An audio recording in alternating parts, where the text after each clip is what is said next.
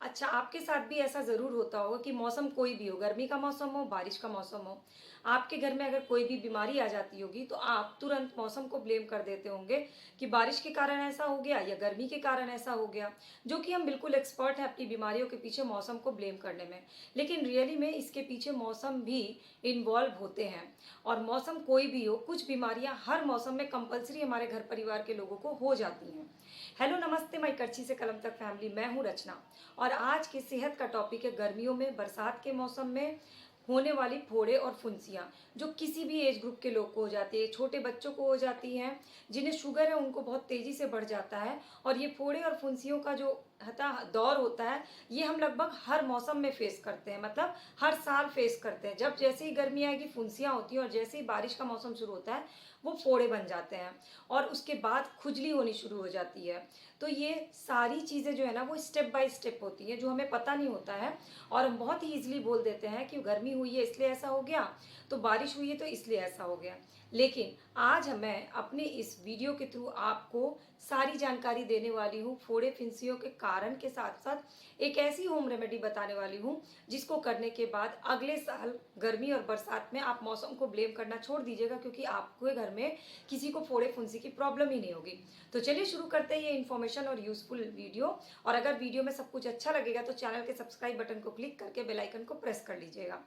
तो सबसे पहले फोड़े और फुंसियों का कारण सिर्फ गर्मी या बारिश नहीं होती है। एक कारण होता है, जब बहुत ज़्यादा गर्मी पड़ने लगती है तो पसीना निकलता है। और अगर हम गर्मी में, खासकर बच्चे जो खेल के आते हैं वो 2 बार नहाते नहीं हैं, तो वो पसीना स्किन पे जम जाता है। स्किन पे जमने से क्या होता है, पसीना तो ऑलरेडी गंदा होता ही है, जो स्किन पोर्स होते हैं वो बंद हो जाते हैं और वो जो हमारे पोर्स से गंदगी निकलनी चाहिए वो नहीं निकल पाती, पोर्स को अंदर तक हवा नहीं मिल पाती है। इसके कारण वो फुंसियों के रूप में निकलने लगते हैं। तो गर्मी तो एक कारण होता ही है, लेकिन उस गर्मी में अगर हम नहाते हैं तो फुंसी नहीं होती है। दूसरा है, हैवी कपड़े अगर पहन लेते हैं तो पसीना जो है वो हमारी स्किन को नुकसान पहुंचाने लगता है। सॉफ्ट कपड़े अगर ना पहने तो, खासकर छोटे बच्चों को अगर ना पहना है तो। ये 2 कारण तो सभी जानते होंगे, लेकिन इसके अलावा कुछ इंटरनल कारण भी हैं। इंटरनल कारण जैसे कि अगर पेट साफ नहीं होता तो अक्सर फोड़े फुंसियाँ होते हैं। खून साफ नहीं होता तो अक्सर फोड़े और फुंसियाँ हो जाते हैं। इसीलिए पेट साफ, खून साफ, इंटरनल भी बहुत, उसका ट्रीटमेंट बहुत ज़रूरी है और एक्सटर्नल ट्रीटमेंट भी ज़रूरी है, क्योंकि कोई भी चीज़ अगर आपको बार बार रिपीटेड हो रही है तो इसके पीछे आपके इंटरनल और एक्सटर्नल दोनों कारण इन्वॉल्व हैं। सिर्फ मौसम इसके लिए जिम्मेदार नहीं है, बल्कि आपके शरीर की आंतरिक स्थिति, आपके शरीर की बाहरी स्थिति, दोनों मिलकर आपको हर साल ये दर्द दे रही है कि आपके घर में जिसको भी फोड़े फुंसी हो रहे हैं, खुजली हो रही है, वो हो रहा है। तो खैर, कारण आपको खुद अपने आप को बेटर एनालिसिस करके बताना है नीचे कमेंट सेक्शन में कि क्या आपका पेट अक्सर साफ नहीं हो पाता है, क्या आपको लगता है कि आपका खून साफ नहीं है, क्या गर्मियों में आप 2 बार नहाते नहीं हैं, या बच्चे खेल के आते हैं तो आप उनके पूरे कपड़े चेंज नहीं करवाते हैं। इन सब कारणों में से अगर एक भी कारण है तो नीचे उसको मेंशन करिए।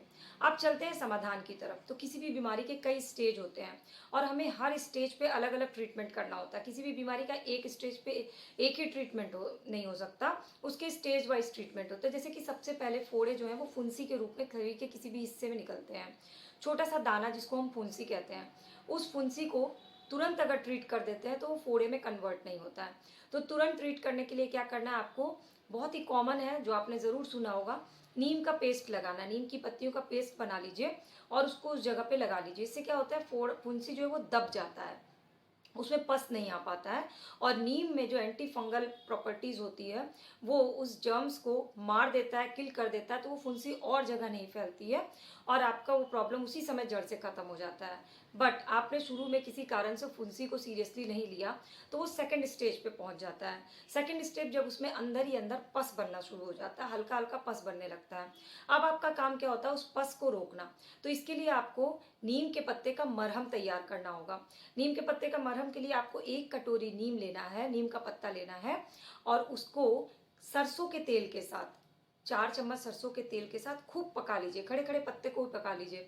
जब पत्ते एकदम काले हो जाए ना तो गैस के फ्लेम को बंद कर दीजिए। अब उसको ठंडा होने दीजिए। सरसों के तेल और नीम के पत्ते जो पके हुए उसको ठंडा होने दीजिए। ठंडा होने के बाद मिक्सी के जार में उस तेल और पके हुए नीम के पत्ते को डालिए और 3 कपूर डाल दीजिए और खूब बढ़िया सा पेस्ट तैयार कर लीजिए और उसको एयर टाइट डब्बे में रख लीजिए। अब नीम के पत्ते का मरहम तैयार हो गया और ये आपके हमेशा काम आने वाला है। इस मरहम को फोड़े पर लगा करके छोड़ दीजिए। आप चाहें तो ऊपर से रुई भी चिपका दे ताकि वो बहे नहीं, फोड़े पे लगा के चिपक वो कर लीजिए। तो पस जो है ना अंदर जो बन रहा है, उसके पस के जो कारण है वो नीम का पत्ता और सरसों के तेल और कपूर का कॉम्बिनेशन जो है पस के कारण को जड़ से खत्म करता है। धीरे धीरे धीरे हल्का हल्का करके वो पस निकलना शुरू हो जाएगा और नीम का पत्ता उसका आपको बाहर स्किन पे फैलने से रोक देगा ताकि और जगह इन्फेक्शन ना फैले। पस निकल जाता है और सेकेंड स्टेप आप पार कर जाते हैं। सेकेंड स्टेज से आप थर्ड स्टेज में नहीं आते हैं। लेकिन कुछ लोग सेकेंड स्टेज में भी सीरियसली नहीं होते हैं, तो हम पहुंच जाते हैं फोड़े के थर्ड स्टेज पे। मतलब फुंसी हुआ, फिर फोड़ा हुआ, और अब वो मवाद और पस से बड़ा बना हुआ बड़ा सा फोड़ा हो जाता है जो बहुत ही खतरनाक हो सकता है। तो उसके लिए क्या करना है आपको, ये जो नीम का पत्ती हमने पीस करके रखा है उसमें शहद मिला लीजिए, और नीम का पत्ती का पेस्ट बनाया हुआ है आपने, उसमें 2 चम्मच शहद और लहसुन कूट करके डाल दीजिए। 3 कलियां लहसुन की कूट के डाल दीजिए। लहसुन का जो ऑयल होता है वो पस को पूरी तरह से निकाल देता है बिना पेन के। आपको दर्द नहीं होगा, धीरे धीरे धीरे पस निकल जाएगा, फोड़ा अपने आप फूट जाएगा। लहसुन के ऑयल में फोड़ा को फोड़ने की बहुत जबरदस्त कैपेसिटी होती है, इसलिए लहसुन से बहुत सारी ऐसी दवाइयां बनाई जाती हैं। तो आप जो 1 कटोरी नीम की पत्ती का पेस्ट बना के रखा है उसमें शहद मिलाना है और 2 से 3 कलियां लहसुन की कूट के डालनी है। चाहे तो आप मिक्सी के जार में पीस ही लीजिए, थोड़ा सा पत्ती, 3 कलियां लहसुन की और शहद मिला के बढ़िया सा पेस्ट तैयार कर लीजिए और उसको पके हुए फोड़े पे लगा के पुलटिस, जिसको आयुर्वेद में पुलटिस कहते हैं, वो बांध दीजिए। आधे घंटे बंधे रहने के बाद वो पस धीरे धीरे धीरे बह जाएगा और आप पस से फ्री हो जाइएगा, और वो पस आपके और स्किन पे इफेक्ट भी नहीं करेगा। नीम की पत्ती और लहसुन जो है उस इफेक्ट से आपको बचा लेंगे। अब आपने थर्ड स्टेज भी क्रॉस कर लिया। फोर्थ स्टेज क्या होता है कि उसको सूखने देना है। सूखने के लिए क्या किया जाए, तो फोड़े को, अब बाहरी लेयर को सूखना बहुत जरूरी, नहीं तो वो अगला फोड़ा को जन्म दे देगा। तो सूखने के लिए आपको क्या करना है, 1 कटोरी नारियल का तेल लेना है, उसमें ढेर सारे नीम के पत्ते को कड़का करके एक बॉटल में बंद करके रख लेना है। ये आपका हमेशा काम आता है और इसको फोड़े पर लगाना है तो फोड़ा धीरे धीरे धीरे धीरे ड्राई हो जाएगा।